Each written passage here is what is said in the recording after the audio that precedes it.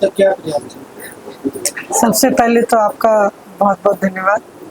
और निरंतर Indian national Lokdal party का एक उद्देश्य है अपने कैडर को जहां मजबूत बनाना, वहीं जिन लोगों की आवाज को दबाया जाता है उस आवाज को और बुलंद करके गूंगी बहरी सरकार के कान खोलना।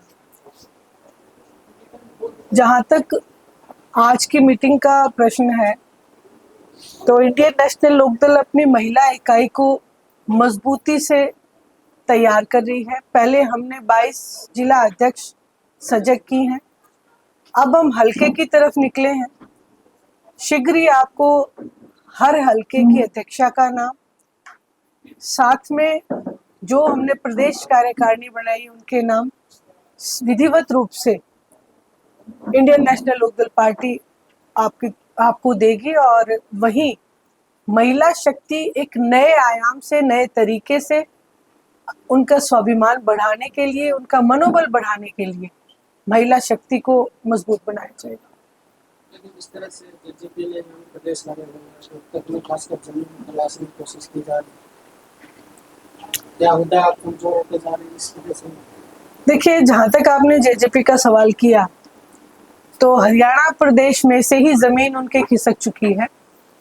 और जहां तक आपने भूपेंद्र सिंह जी हुड्डा का सवाल किया, तो ये मेरे कहने की बात नहीं, आज हरियाणा प्रदेश का हर बच्चा इस बात को कहता हुआ दिखेगा कि सबसे बड़ा इस बार अगर लॉस किसी ने हरियाणा प्रदेश की जनता का किया है तो वो है भूपेंद्र सिंह जी हुड्डा। आप ये देखें, भारतीय जनता पार्टी को लोगों ने सिरे से नकार दिया था। जो उनकी कार्य प्रणाली है उससे लोग परेशान और तंग हो चुके थे, लेकिन फिर से आज अगर सत्ता में भारतीय जनता पार्टी है तो वो केवल कांग्रेस पार्टी के शीर्ष नेतृत्व के कारण आज सत्ता में वापस काबिज हुई है। खुद भारतीय जनता पार्टी के लीडर्स को इस बात का विश्वास नहीं था कि इस बार वो सत्ता में आएंगे, लेकिन कांग्रेस के लीडर्स ने उनको पूर्ण रूप से विश्वास दिला दिया था कि चिंता मत करो, सरकार हम आपकी बनाएंगे, बस आप हमारे ऊपर ईडी का छापा मत गिरने देना। इस तरह से अभी बीजेपी अपने कार्य को लेकर केजरीवाल के दावे कर रही है, आए जिस तरह से 50 लाख कार्यकर्ता। देखिए, सिर्फ कागजी बातें हैं। सबसे पहले कोई भी संगठन हो उसकी विचारधारा के ऊपर गौर करना चाहिए।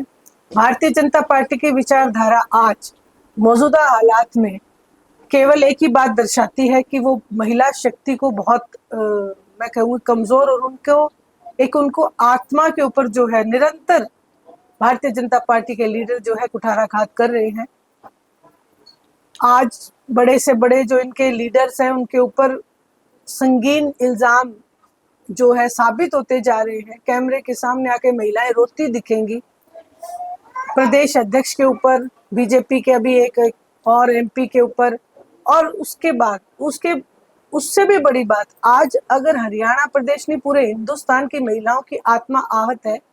पहलगाम में जो मैं कहूंगी पता नहीं कितनी महिलाओं का सुहाग उजड़ा है, ऐसे में रामचंद्र जांगड़ा जो बयान देते हैं, कहते हैं कि कमजोर थी, प्रशिक्षण की कमी थी, मनोबल की कमी थी।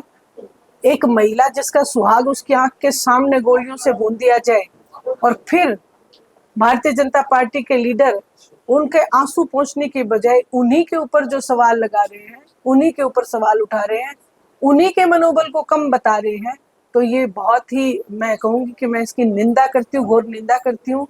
और मैं ये कहना चाहती हूँ कि मंच पे आके रामचंद्र जांगड़ा पूरी दुनिया के सामने महिलाओं के पैर पकड़ के माफी मांगे या अपने पद से इस्तीफा दे। और भारतीय जनता पार्टी से गुजारिश है, ऐसे नेताओं को संरक्षण देना बंद करें। इसमें तो प्रदेश अध्यक्ष है जो महिला आयोग की रेणु भाटिया, उनकी कार्यशैली पे भी सवाल उठते हैं। एक तरफ तो वो अशोक यूनिवर्सिटी के प्रोफेसर के ऊपर रातों रात कार्रवाई कर देती है, क्यों चुप है ऐसे बयान के बाद? मैंने उनसे भी गुजारिश की है कि आप महिला आयोग के सबसे बड़े पद पे आप बैठी हैं, महिलाओं की रक्षा के लिए, हितों की रक्षा के लिए बैठी हैं, तो आप आगे आए। मुझे पूर्ण विश्वास है आगे आके रामचंद्र जांगड़ा के इस्तीफा दिलाने में वो हमारी मदद करेंगे, और अगर ऐसा नहीं होता है तो इंडियन नेशनल लोकदल की महिला इकाई प्रदर्शन करेगी, रामचंद्र जांगड़ा जी की पत्नी से जाके कहेंगी कि आप बताओ कि क्या ये सही है कि गलत है। क्योंकि देखिए, कोई भी लीडर हो, एक संवैधानिक पद पे जो बैठे हैं, उनको पद की गरिमा का ध्यान रखना चाहिए कि आपके बोल से आज महिलाएं कितनी आहत हैं।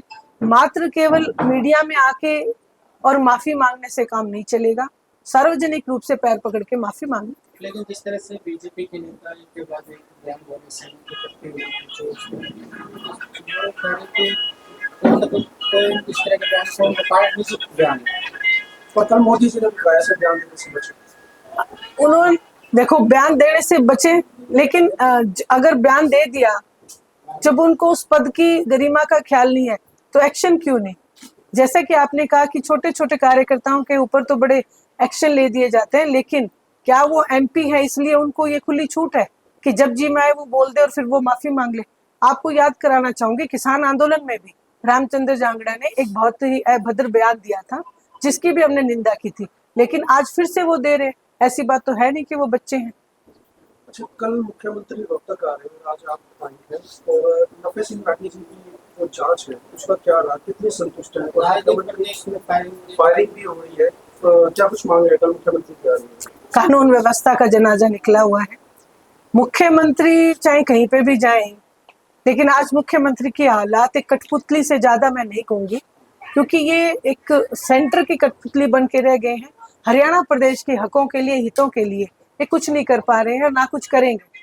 जहां तक आपने कहा कानून व्यवस्था का, मैंने कहा जनाजा निकला, आए दिन मर्डर सरेआम गाड़ियों से उतार के एक मैं तो सोच रही हूँ कि खौफजदा है हमारी बेटियां, हम कैसे भेजे पढ़ने के लिए, कैसे भेजे। आए दिन रेप के जो केसेस आ रहे हैं स्कूलों में, जो है टीचर्स को लेके बहुत सारे सवाल हैं। लेकिन और नफे सिंह राठी जी का जो मर्डर हुआ, आज तक मैं यही कहूंगी कि विफल रही है सरकार, क्योंकि खुद ये उन ऐसे मर्डरर को संरक्षण देते हुए दिखे हैं। तो एक बहुत बड़ा जो है ये मुद्दा रहा। ऐसी बात नहीं है कि वो कोई छोटी हस्ती थे, इंडियन नेशनल लोकदल के प्रदेश अध्यक्ष थे और उनको इस तरीके से गोलियों से भून दिया गया। वहां के बीजेपी लीडर्स के ऊपर कोई कार्रवाई आज तक नहीं हुई। मैडम, क्षेत्रीय पार्टियां, आपको नहीं लगता कि पारिवारिक चक्र के अंदर फंस गई? मुलायम सिंह यादव हो, जयप्रकाश चौटाला हो, अब लालू यादव, उन्होंने भी अपने बेटे को निष्कासित कर दिया, घर से निकाल दिया। लगता नहीं कि क्षेत्रीय पार्टियां जो पारिवारिक चक्र में फंसी हैं? देखिए, ये एक मिथ है कि चक्रव्यूह में क्षेत्रीय पार्टियां असल में स्टेट का परिवार होती है। और जहां तक आपने कहा कि जिन लोगों के, जो भारतीय जनता पार्टी का मैं अगर जिक्र करूं, ये एक चीज इनका एक एजेंडा है कि क्षेत्रीय दलों को खत्म कर दिया जाए ताकि ये अपनी मनमानी करें। ये चक्रव्यूह तो जरूर फैलाते हैं, लेकिन जनता इनके इस चक्रव्यूह बनाने के तरीके को अब समझ चुकी है। आज आप कहीं पे भी जाके बात करेंगे तो सरेआम लोग ये कहेंगे कि हम केवल और केवल ये देखना चाहते हैं कि हमारे लिए कौन सी पार्टी क्या कर रही है, जिसमें भारतीय जनता पार्टी पूर्ण रूप से विफल है। जो आपने लालू यादव जी के परिवार के ऊपर बात की, तो देखिए परिवार में जैसे दुष्यंत भी परिवार से का ही हिस्सा थे। ये जो बड़े परिवार हो जाते हैं उनमें ये चीजें आज से नहीं प्राचीन काल से चलती रही। चुनाव के समय भारतीय जनता पार्टी की मंशा को जो लोग समझ चुके हैं, अब ये केवल जात पात धर्म और परिवार को बांटना जानते हैं, लेकिन अपने काम के लिए आज तक कभी भारतीय जनता पार्टी ने वोट नहीं मांगे। केवल धर्म और आपस में लड़ा के डिवाइड एंड रूल की पॉलिसी अपनाते हैं। वो बेहतर बता सकते हैं, क्योंकि उन्होंने गिन के खाए होंगे कितने मुक्के खाए या कितने वो उनके ऊपर चले, वो गिन के बताएंगे भी मेरे साथ आज इतने मेरे ऊपर हुआ। और जबकि वो उन्हीं का हिस्सा रहे हैं और आज ये हालात हैं। आज जनता रोष में है, जनता परेशान है, जनता दुखी हो चुकी है। और ऐसे में आज जनता कांग्रेस पार्टी के लीडर्स को सबसे बड़ा कल्प्रिट मानती है कि आज अगर भारतीय जनता पार्टी सत्ता में है तो केवल कांग्रेस पार्टी की वजह से।